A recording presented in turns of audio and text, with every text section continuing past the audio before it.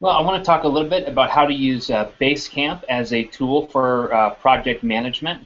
So hopefully at this point you've heard me talk about the importance of the initiation phase of project management, where you think through the project, you dream about it, and then you clarify the dream, and then you communicate the dream out to the people who are your stakeholders, people who have a vested interest in your project. So in the ministry world, you have this great ministry idea, you've done your job, you've talked to your elders, you've talked to key leaders, and you've drafted up a document, and you're ready now, you get buy-in, and you're ready to actually begin planning. So you've gone into some kind of mind mapping software, or somehow you brainstormed out the details of work breakdown structure, the different phases of the projects and the steps of the projects, and now you're ready to put them in some kind of a software in order to more effectively manage them. And the software I want to talk about today is BaseCamp. BaseCamp is a cloud solution, it's an online solution, and it's not free. There is a cost to it. I think the last time I looked into it was about $10 a month, maybe $20 a month for BaseCamp. But some great benefits to it. It's very easy to use, very intuitive, very nice, sharp-looking user interface, and it's easy to click and drag and manage the different tasks around. You can assign people, you can assign due dates, you can do a lot of collaboration. So there's files you can share, discussions you can have with your team, and it's really a great collaborative tool, and one that we have used quite a bit actually. But there's some downfalls to it as well. There's a cost, it's not free. It doesn't generate any kind of a Gantt chart or really kind of timeline to help you, so that's not there, and the reporting isn't very good. So if I want to generate a report as to so-and-so has this many tasks and these are the days they're due, it doesn't really do that very well. So there's some definite downsides to BaseCamp. But all in all, it's a great, not very expensive solution in managing the tasks of a project. So let me take a moment and just share with you a little bit of what it looks like, how it functions, and how you can put a project in. So this is the website, basecamp.com, and I'm going to go ahead and log into my account and to show you kind of how this works. And I just started a dummy account yesterday to be able to come in and show this to you. So there's not going to be a lot in here for me at this point, but we will do a project on here to show you how it looks. harvestfortwayne.org, and my password, which is password. I'm just kidding. No, it's not. I mean, I would tell you, but then you'd be able to get into everything in my life. Okay, so as you can see, yesterday I did a test project. This is the general look of BaseCamp, and you can see across the top there's projects, there's a calendar view. Everything will give you all that's happening in your project in one view. Progress shows you step by step what's going on. You can look at what everyone has to do, what you have to do. So it's, again, very intuitive, easy to use interface. And what I've already done is I've gone through and I've brainstormed out a work breakdown structure for a project.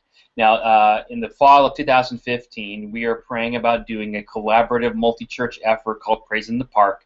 And we're kind of taking the lead on it, but we want to get several churches together, their worship teams together, have a praise, but really an evangelical message, a gospel message, strong message, and really charge our people to go out from all over the city, invite their friends in. So I'm pretty excited about it, but we're beginning to think about it and pray about it. And so this would be like maybe the initial work breakdown structure. So you see I have an initiation phase and several different tasks I've already mind mapped and brainstormed out here on the team. So I'm ready to kind of put that into a software to be able to manage it. And so I'm going to put it into mind map, to a BaseCamp. So I'm going to do, first of all, is click on New Project, and that's going to bring up this window. And the first thing I want you to do is add the name of the project. So we'll call this Praise in the Park, and I'll do 2015, so that's when we're doing it. And then to add people to your team. So I'm going to add in my worship pastor, adam.boylan at harvestfortwayne.org. And I could do a welcome message here to say, hey, I'm excited for this project or whatever, but I'm not going to do that at this point. Then I'm going to click on Start the Project. And what that will do is bring up this window where I can add the first item. And you can see you can add discussions, to-do lists, a file, a simple text document, or like a meeting event or something like that that you would want to add, I'm going to go ahead and start with a to-do list. So I'm going to go ahead and click on that, and that's going to generate this to-do list. So I'm going to give this a general title. Now what you can do here is use the phases as the main titles. So I'm going to pop back over here and see I have initiation phase as the first phase. So I'm going to call this list initiation phase. Then I'm going to start adding my to-dos. So I'm going to click on that button right there, and now I can add my to-dos. So the first one was define the dream. Now here's a problem with BaseCamp. I would like to have that as a title with these two subpoints underneath it, but I can't drill down any further than just this one level. So I really am not allowed to, or it doesn't just let me get that detailed of a work breakdown structure. So I'm just going to have to be satisfied with the main tasks here. So I'm going to go ahead and instead put here brainstorm goals and objectives.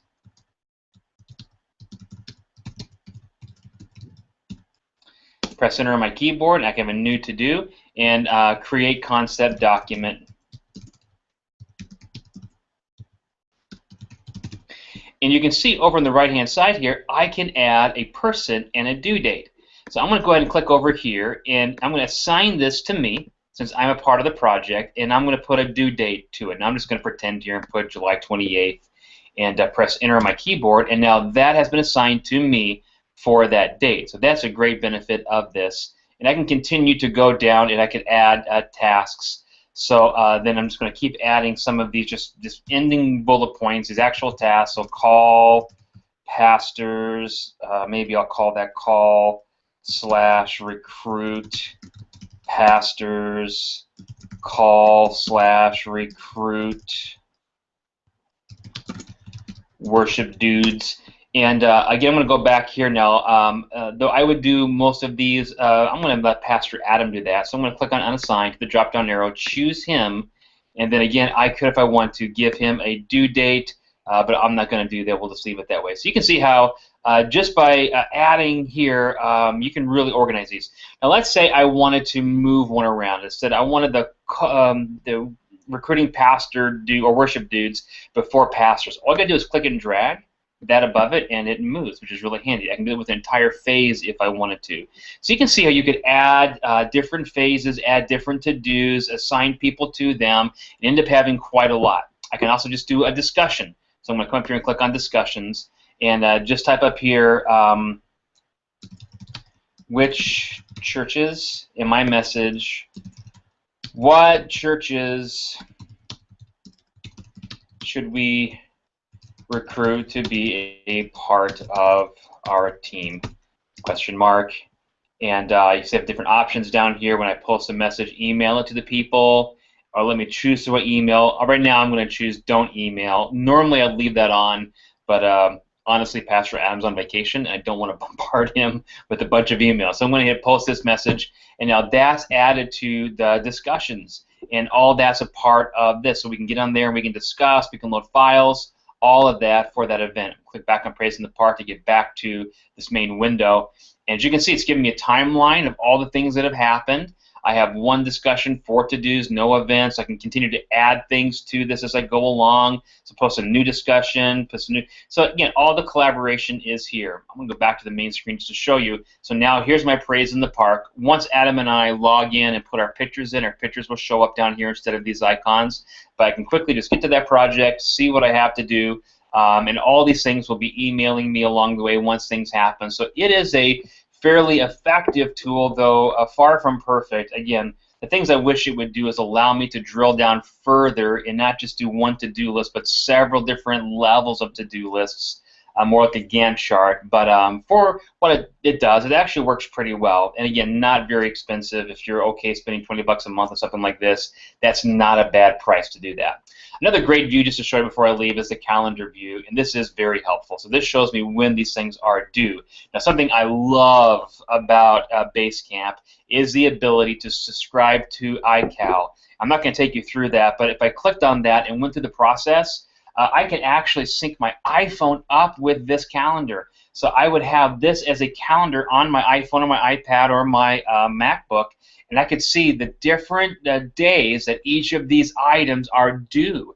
And so it keeps me really right on top, and that's a really great feature. So again, a lot of good things about BaseCamp. Not a perfect tool, but a pretty good tool, and I hope that that would be of help to you if that's the one you choose.